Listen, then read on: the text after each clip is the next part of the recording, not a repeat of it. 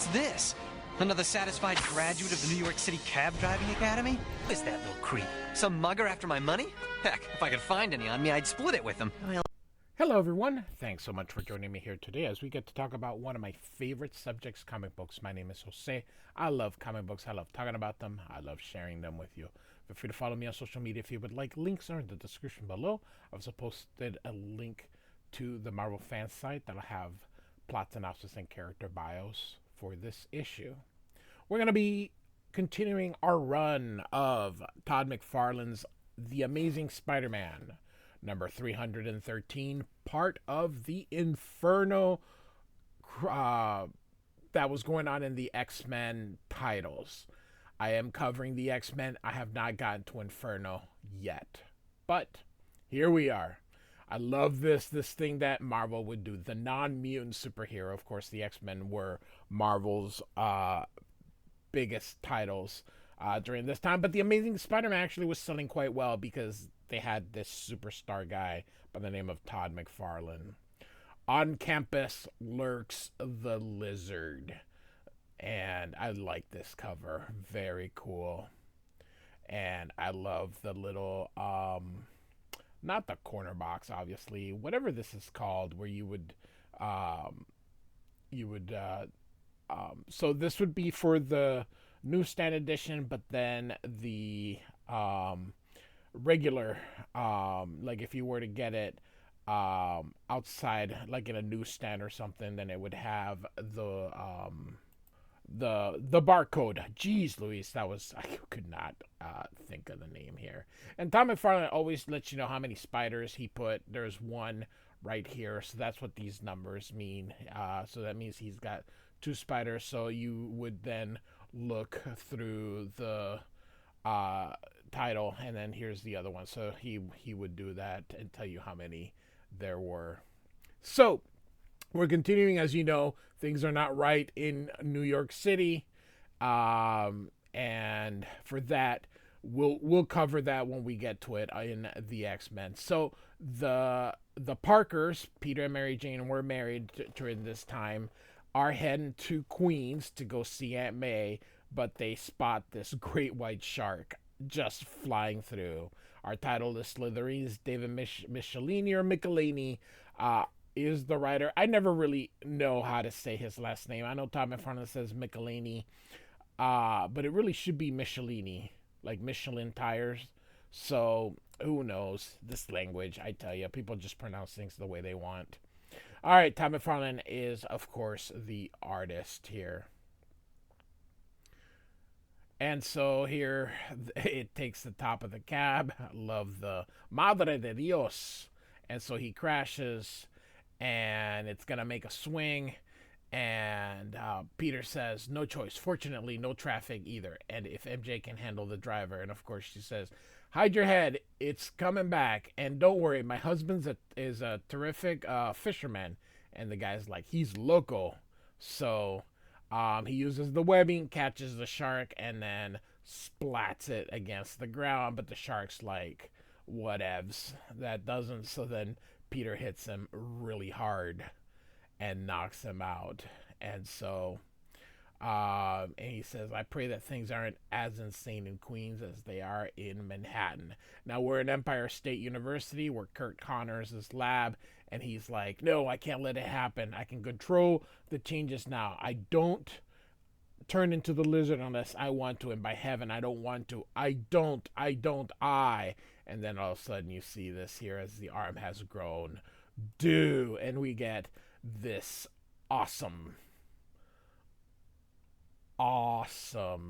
panel here featuring the Lizard. McFarlane was just about to hit his stride, which would be the next issue. I think 314 on up is where McFarlane really becomes even better, if you can believe that, though. So we're now in Queens, and this kid here is Mary Jane's cousin, Christy. So she comes in, and they're like, and she's got the hots for Peter. And he's like, I'd like to see Aunt May now, but she left to go to see them. So she left to go to Manhattan. And Peter's like, oh no.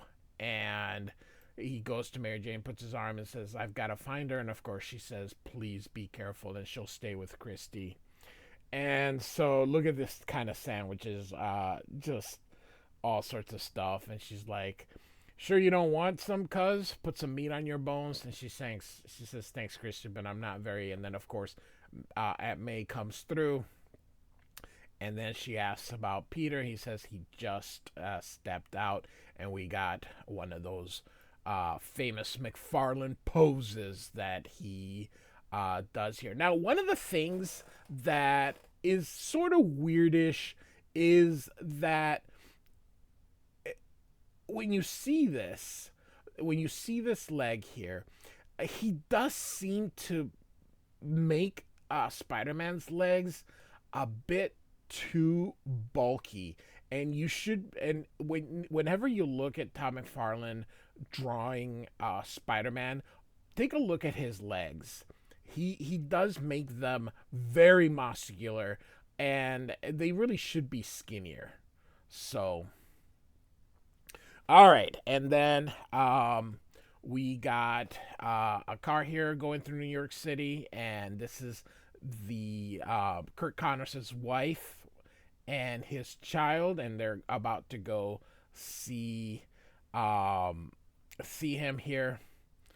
And of course, we're gonna get a little bit of exposition on the origin of the Riddler, of the Lizard, and how he experimented on reptiles, and that caused, trying to grow an arm, but of course he ended up becoming the Lizard, which he's got a hatred of all things mammals. And so McFarlane always does this, and so she has, the face here. McFarlane, if you remember from him, I have covered his Hulk run, so if you remember from that. So anyway, so she says they've separated it, but now they're heading there because things are just too weird. And so the door, so he's at the Bedford Towers here, and Aunt May's not there, so he goes to Empire State University.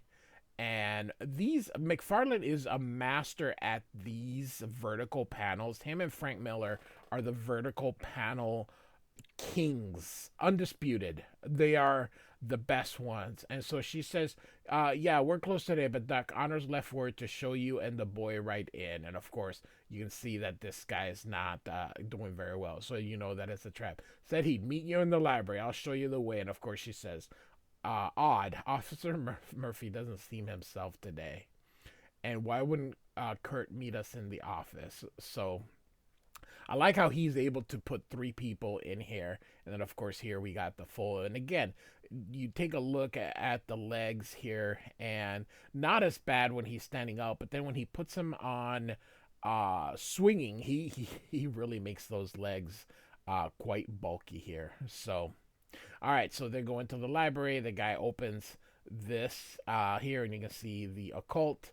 And all these demons start sprouting from here. And then we've got these 2 kids here. They're going into where they keep the floats for like the Macy's Day Parade.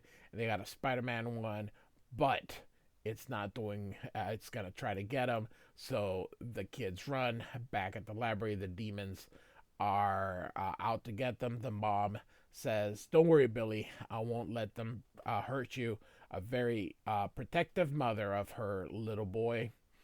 And here comes the Lizard, and she goes, leave them alone. They're mine. So it's not really saving them. He wants them for himself. And so they think that Curt Connors is under control, but of course he is not. He pushes this guy through.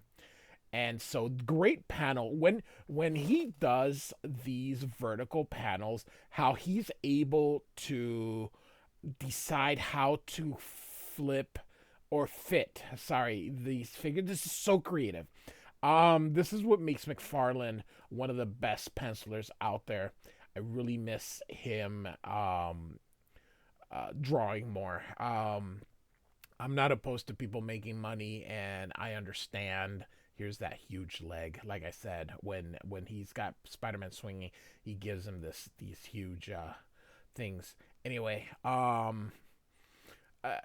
he wants to be a toy man, so I get it. But boy, I really miss his drawing. So, all right, so he sees the lizard and Connor's wife and son, and there's screams. And I'm sorry, now he hears these kids screaming, and so he's going to.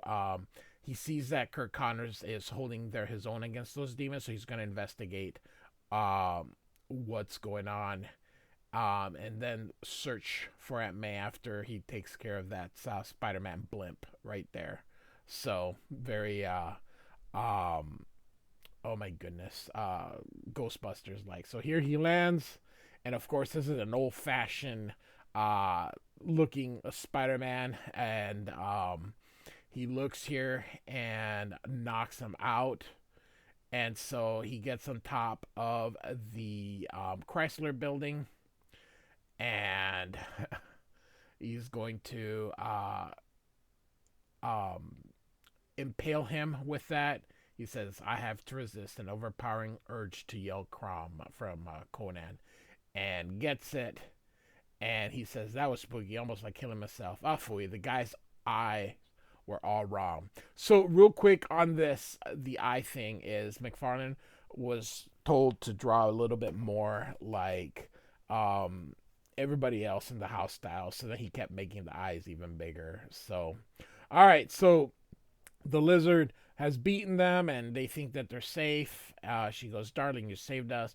He says, yes, but only because I wanted the incomparable pleasure of killing you myself. And so they gasp here, and he's like, once I destroy you guys, I'll repopulate the planet with reptiles. And he wants to get rid of the vestiges of Curt Connor, which include his bloodkin. And she's like, oh my god. But here comes Spider-Man and tells him to go. He gets him in here, and he's going to create the formula that can transform him back into human.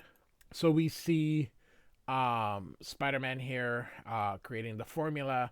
The lizard's coming. He goes through, and so he needs him to swallow it. You can see him here with that, and he grabs him here, and you can see he's got his eyes all wide open. So he pushes the formula in, and Spider-Man goes, in a few seconds he should be Connors, but he realizes he's still the lizard. I love this part here. That is amazing. That is awesome.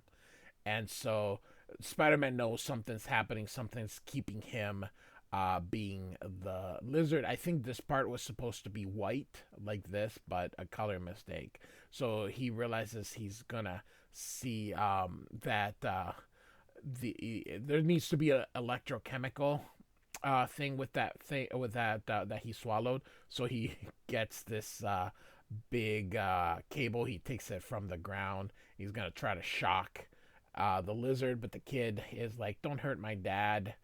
And so the lizard's able to get him because he distracted him. And the lizard says, thanks, boy. For that, I'll kill you quickly. Now come to... And then realizes that his other hand, his left hand, is reaching for the cable on its own. And he goes, Connors will is still active, being aided by the cure serum. Left arm was human, hard to control. Have to eliminate that danger. I can always grow another arm later. And so Spider-Man uses this little blowtorch here, and you can see Connors is reaching for that and actually electrocutes himself. And he returns in there. He says, the kid wants to see him. He says, stop, get away, please, just stay away. And so they're going to take out, they're going to go back outside of the city. They're just not safe with him. And then he says he's going to go look for Aunt May. And he says, I may never change to the lizard, or I may change tomorrow. There's no way to know. That's why you both have to go and not tell me where. I'll send support payments through your lawyer. It will kill me to be without you, but any other way might kill you. At the same time, Mary Jane has shown up, and you can see the lizard is leaving and says, hey, anybody seen a student named Peter Parker? I have to tell him his aunt's safe and queen. And so she says, what happened? He says, it's a long story, but thanks for bringing the good news. Right now, I could really use a happy ending, but we're going to get an epilogue here. And so this is a, says here, Castor County Minimum Security Prison in upstate New York.